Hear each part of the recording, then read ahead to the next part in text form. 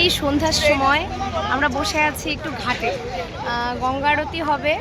এটা এই ঘাটটা, যেই ঘাটটায় আমি বসে আছি সেই ঘাটটা আমাদের প্রধানমন্ত্রী নরেন্দ্র মোদীজি মানে তৈরি করেছে, ঠিক আছে, নতুন তৈরি হয়েছে এই ঘাটটা। এই ঘাটের থেকে এত সুন্দর ভিউ, মানে কি বলবো, মানে ভীষণ সুন্দর ভিউ। আর মানে বসেছি, উঠতে ইচ্ছে করছে না, আর বেনারস ছেড়ে যেতে ইচ্ছে করছে না, এত ভালো লাগছে। চলো তোমাদের সাথে যতটুকু পারি ততটুকু শেয়ার করি। আর ওই যে ওখানে দেখা যাচ্ছে, ওখানে হলো, ওটা হলো মণিকর্ণিকা ঘাট। ওই যে যেখানে বেড়ার মতন দেওয়া আছে, সেখান থেকে ওই দেখো ধোঁয়া বেরোচ্ছে। সেখানে 300 থেকে 350 মোড়া প্রত্যেক দিন পোড়ানো হয়, যেখানে ধোঁয়া উঠছে।